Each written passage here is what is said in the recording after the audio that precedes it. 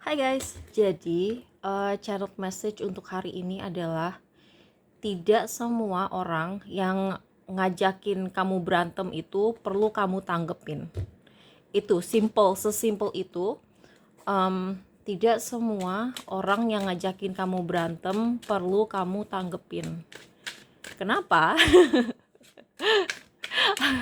Karena itu energinya sekarang seperti itu. Tidak semua orang yang ngajakin kamu berantem perlu kamu tanggepin. Kita bikin pilih kartu aja ya. Aku tahu sih kayak rata-rata orang kalau bikin channel message kayak gini ya dia ngomong aja gitu. Tapi kayak aku ngerasa setiap orang yang ngedapetin message tadi pasti punya alasan tersendiri kenapa uh, dia sebaiknya tidak menanggapi orang yang ngajakin dia berantem. Pal 1, Pal 2, Pal 3. Ini beda-beda ya. Bottom of the deck ini yang berlaku untuk semua. Karena intinya kalau kamu nanggepin orang ini ketika dia ngajakin kamu berantem, kamu akan nyesel. Intinya sih gitu. Karena setahu aku orang ngajakin kita berantem sebenarnya nggak semuanya emang ngajakin kita berantem. Ada yang kayak mungkin dia mengatakan sesuatu yang nyelekit atau kayak dia nyinyirin kamu, terus kayak kamu sakit hati, padahal mungkin kayak maksud dia tuh bukan pengen bikin kamu sakit hati, tapi dia tuh kayak Tuhan, Tuhan nggak kuat. Tuh kan aku tuh tadi kesel, aku tuh kayak kalau lagi reading terus terjadi hal-hal kayak gitu, aku tuh kayak merasa bahwa itu kayak sebuah apa ya, sign, kayak sebuah pertanda dari message-nya itu sendiri. Nah tadi aku tuh nggak tahu kenapa tiba-tiba keselak sendiri gitu. Jadi kayak selain kamu kalau menanggapi orang ini nyesel, orang itu pun nyesel gitu loh. Orang yang nyakitin perasaan kamu itu juga nyesel. Karena misalnya gini ya, dia tuh sebenarnya dalam hatinya tuh benci sama kamu karena satu dan lain hal. Tapi sebenarnya kamu nggak pernah salah sama orang ini gitu ya misalnya. Terus dia tuh kayak mengungkapkan kekesalannya sama kamu. Terus dia kayak setelah ngomong kayak gitu, terus kamu kayak ngeliatin, ih kok lu ngomong gitu sih. Mungkin dia habis itu langsung kayak nyesel, ih kok gue ngomong gitu sih, jadi kelihatan gue gak suka sama nih orang. Padahal mungkin kamu gak pernah salah sama dia. Misalnya gini, aku pernah ya, kita lagi ngebahas bullying gitu kan, kita lagi ngebahas bullying, bukan bullying aku tapi kayak bullying si A, si B, si D, si C gitu, masing-masing orang kayak apa ya, menceritakan pengalaman mereka dibully gitu kan. Terus tiba-tiba ada satu orang, habis giliran aku ngomong, nggak, bukan giliran aku ngomong, nggak tahu sih giliran siapa ngomong gitu. Terus dia bilang, iya kalau aku sih dibully karena aku cantik dan kaya ya. Terus kayak semua orang ngeliatin dia kayak, hah, maksud lu nyindir siapa gitu. Kayak dia tuh sebenarnya kayak bukan mengungkapkan itu sebagai fakta, tapi kayak nyindir seseorang yang seolah-olah dia pengen bilang, iya lu mah apa tuh namanya, lu dibully karena orang iri sama lu. Tapi dia tuh kayak iri bahwa ada orang yang dibully karena itu. Kan rata-rata orang dibully karena hal negatif ya, kayak dibully karena mungkin fisiknya ada yang tidak sesuai standar kecantikan, ada orang yang dibully karena dianggap nggak punya sesuatu, ada orang yang dibully karena dia beda dengan satu cara atau lain hal gitu kan. Nah orang ini mungkin iri ngelihat orang yang dibully justru karena orang yang dibully itu cantik dan kaya, dan yang ngebully mereka tuh iri gitu loh. Jadi kayak dia iri bahwa ada orang yang punya sesuatu yang diiriin orang lain. Terus kayak kelihatan sih di mukanya, kok gue nyeplos gitu ya gitu. Jadi kadang-kadang mereka tuh bukan maksudnya nyakitin kamu. Jadi kalau kamu pun terpancing ikut marah, kayak dua-duanya akan nyesel karena dia sendiri udah nyesel, terus kamu juga nyesel gitu. Terus apa ini? The Magician. The Magician itu, kalau The Magician itu kan kartu manifestasi ya. Jadi kalau misalnya kamu nanggepin orang berantem, ngajakin kamu berantem, yang akan terjadi ya makin banyak konflik gitu. Walaupun kamu udah selesai kayak nanggepin orang yang ngajakin kamu berantem atau bikin kamu marah, kamu akan kayak apa ya, kayak ibaratnya tuh kayak ada efek bola salju gitu loh. Ada yang ngajak berantem, kamu tanggepin, makin banyak yang ngajakin berantem. Karena kayak ketika orang ngeliat kita berantem sama orang lain, orang itu kayak kadang-kadang belum tuh kayak udah prejudice tuh apa ya, prejudice itu kayak udah punya kayak apa ya, eh sentimennya sendiri dengan menganggap misalnya aku nih ya, nama aku kan Mia. Oh, si Mia nih berantem mulu sama orang, berarti dia bermasalah sama orang. Padahal belum tentu gitu. Jadi ada baiknya ketika kamu diajakin berantem sama orang, kamu gak usah nanggepin karena kamu akan terlihat problematik gitu. Terus apalagi ya, Magician ini Merkuri. Terus nah, ini ada si Seven of Swords dalam keadaan terbalik. Bisa juga orang yang ngajakin kamu berantem itu, tujuan yang ngajakin kamu berantem itu agak melenceng atau aneh atau nyeleneh atau sesuatu yang tidak kamu sangka-sangka. Kayak misalnya gini, aku dulu pernah misalnya gini deh, misalnya ada si A sama si B. Si A ini diem-diem circle-nya tuh bagus gitu loh, circle-nya itu sangat menguntungkan, tapi dia nggak pernah pamer. Ada kan orang yang kayak suka name dropping gitu, kayak suka pamer, oh iya gue kenal si ini, oh iya gue kenal si itu gitu. Anggaplah si A ini dia diem-diem kenal Keanu Reeves, terus dia diem-diem kenal siapalah Benedict Cumberbatch, bilang aja dua orang itu gitu kan. Sebenarnya dia diem-diem teman deket sama dua orang ini, tapi dia nggak suka pamer kalau dia deket sama dua orang ini.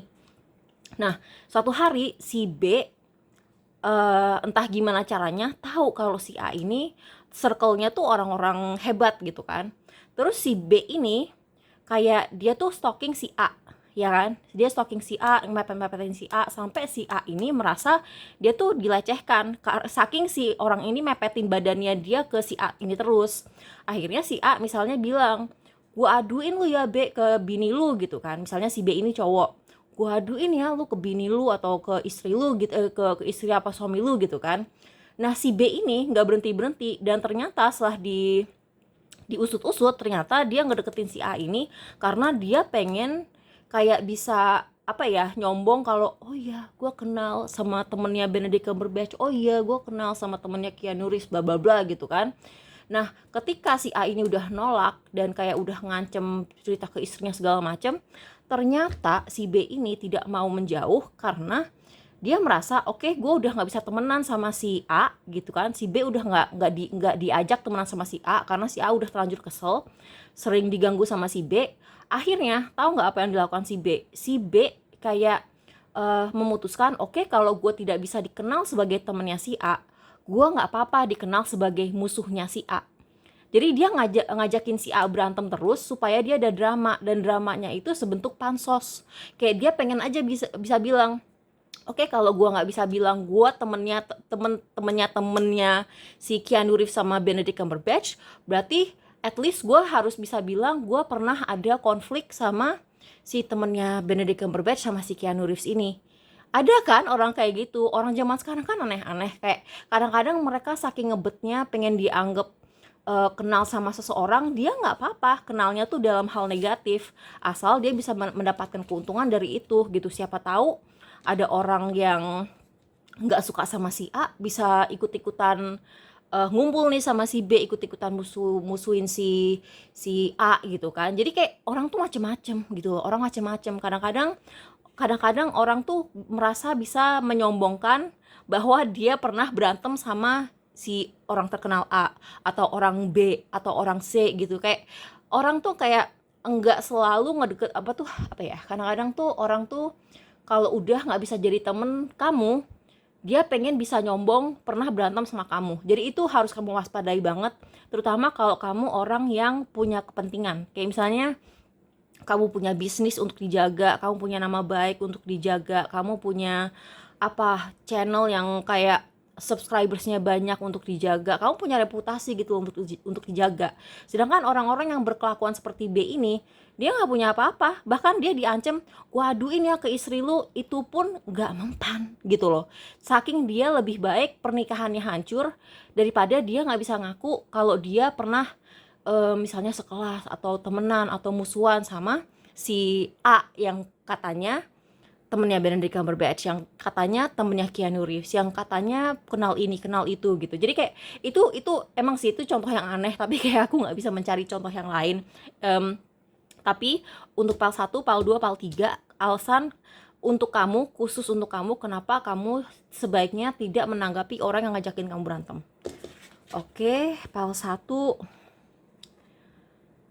Karena kamu pihak yang waras.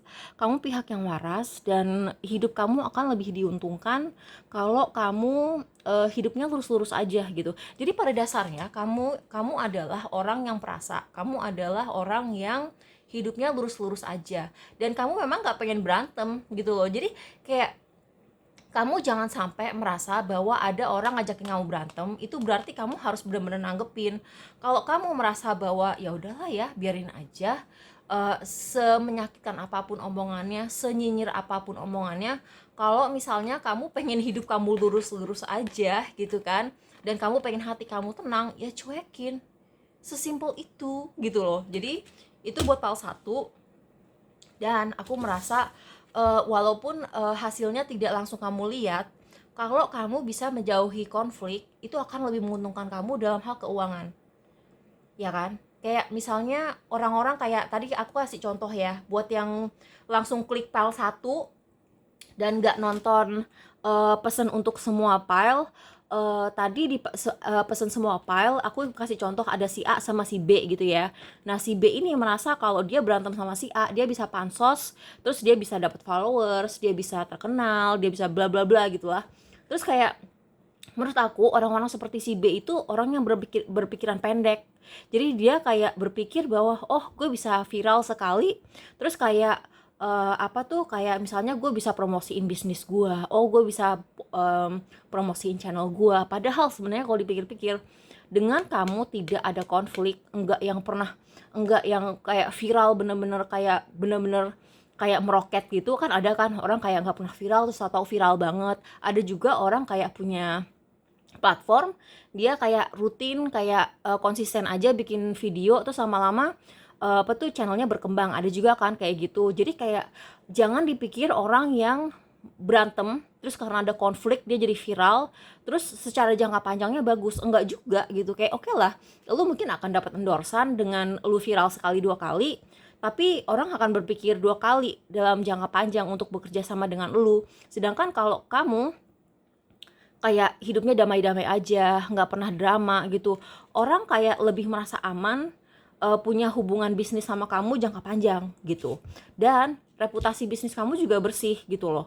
Kayak nggak ada yang misalnya nyari nama kamu terus yang ketemu tuh kayak drama kamu berantem sama orang gitu. Jadi kayak lebih menguntungkan kamu secara finansial untuk PAL 1. PAL 2, kenapa kalau kamu diajak konflik sama orang nggak harus kamu tanggepin? Karena yang satu, kamu lagi ada di fase dimana kamu diminta oleh semesta dan Tuhan untuk lebih fokus sama pekerjaan kamu dan menjaga pertemanan kamu, dan jangan terjerumus ke dalam gosip-gosip negatif. Bukan dalam arti kamu tukang gosip terus kamu ikut-ikutan, tapi jangan sampai kamu jadi bahan omongan. Karena buat yang pilih PAL 2, sorry ya, kayaknya kamu tuh kayak pemarah gitu loh. Kamu tuh gampang kepancing. Kamu itu pemarah, terus kamu gampang kepancing. Kayak misalnya contoh yang tadi aku kasih ya, kayak misalnya kita lagi curhat bla bla bla, terus kayak ada satu orang nyinyirin, iya aku kalau misalnya dibully karena aku cantik dan kaya. Terus kamu tuh yang kayak yang tipenya tuh ini ya, ini tipe kalau misalnya dia dinyinyirin kayak begitu, dia langsung auto, maksud lu apa ngomong begitu gitu, kayak maksud lu apa, mau lu nyinyir gua gitu. Kamu jangan kayak gitu. Kayak lebih baik kamu hahahi aja. Terus ada juga di sini kayak advice-nya, jangan kayak terseret dan jangan kesak apa ya, kayak ketarik untuk masuk ke dalam drama-drama sosial, kayak drama-drama pertemanan, drama-drama komunitas gitu, kayak drama-drama di sanggar gitu. Jangan kepancing untuk masuk ke dalam lingkup itu. Lebih baik kamu fokus sama cuan gitu. Jadi kayak fokus sama kerja kamu, karena itu kayak drama-drama sosial ini sangat kayak kayak ngabisin energi kamu banget, sehingga ketika kamu waktunya kerja kamu tidak bisa fokus kerja, dan itu sangat disayangkan. Karena sebenarnya kamu tuh lagi ada di satu portal dimana kalau kamu bener-bener memanfaatkan energi saat ini, kamu tuh bisa sangat-sangat untung di pekerjaan. Kalau PAL 1 tadi dia kayak akan diuntungkan secara keuangan, kalau kamu akan diuntungkan dengan pekerjaan. Karena di sini heavy emphasis kayak sangat sangat ditekankan kamu untuk kayak mau menjaga hubungan baik kamu sama orang-orang gitu. Jadi kalaupun kamu keluar dari sebuah komunitas karena sebuah drama, kamu pamit sama orang-orang yang baik sama kamu secara baik-baik juga gitu loh. Jadi kayak ya kalaupun kamu emang agak problematik gitu ya, seenggaknya kamu tidak bikin masalah baru. Itu penting banget. Dan energi yang harusnya kamu salurkan ke karya itu jangan sampai tersedot oleh drama. Itu sih buat PAL 2. PAL 3, last but not least, karena drama ini akan bikin kamu miskin, bikin kamu sakit hati. Ini bener ya. Ini satu, kalau kamu menanggapi orang yang ngajakin kamu berantem, itu akan memiskinkan kamu. Aku nggak tahu gimana caranya itu akan memiskinkan kamu. Bisa jadi karena seperti cara yang aku jelasin di PAL 1. Bisa juga ada yang PAL 2 gitu ya. Misalnya kamu berantem di kantor, terus kamu dikeluarin gitu, dan kamu juga ujung-ujungnya, ini aku sorry ya bilang kayak begini, tapi kalau kamu ngajakin orang berantem, kamu pasti kalah. Jadi lebih baik kamu tidak usah terlibat. Mendingan kalau kamu marah nih ya, kalaupun kamu marah, salurkan itu ke energi kreatif. Jadi misalnya gini, misalnya kamu dibully orang, kamu diajakin berantem gitu, ya kamu kembangin aja jadi cerita gitu loh. Kamu jadiin cerita, terus kamu kayak kamu jual sebagai fiksi, atau kamu jadiin film, atau kamu jadiin drama panggung. Tapi jangan drama di luar panggung gitu loh, kayak jadikan karya, jadikan lukisan, kamu kayak gambar awut-awutan gitu, atau kayak salurkan ke energi positif, tulis lagu, tulis ini apa lagi ada jadikan lagu, tulis di jurnal. Tuh tadi tulisannya jurnal jurnal perjalanan, ya kan? Ini jadi jurnal gitu kan, jadikan jurnal. Terus jangan ceritain ke orang, tapi jangan diceritain ke orang, karena kan si page ini kan dua-dua ini biasanya kalau page ini kan dia melambangkan komunikasi ya. Jadi ini dalam keadaan terbalik, ini jangan kamu jadiin gosip. Ini jangan kamu jadiin gosip di dunia nyata kamu. Jadi kalaupun kamu pengen mengeluarkan unek-unek, keluarin aja di unek-unek di akun threads, di akun X, di akun apa gitu, di akun faceless yang kayak kamu bisa mengeluarkan unek-unek tanpa menyebut nama orangnya gitu. Dan itu bisa jadi kayak story time buat orang, bisa jadi hiburan buat orang gitu loh. Dan lakukan secara kreatif. Lebih disarankan lagi jadi fiksi atau jadi karya seni kalau aku bilang sih. Soalnya kalau misalnya jadi gosip, reputasi kamu hancur. Kalau kamu jadikan karya, karir kamu akan bagus dan reputasi kamu akan bagus juga, ya kan? Walaupun nanti hasilnya kayak film-film yang dark atau gimana, nggak apa-apa. Tapi ya begitulah, itu channel message untuk hari ini. Kenapa kamu tidak disarankan untuk menanggapi orang yang ngajakin kamu berantem. Oke? Makasih sudah nonton. Bye.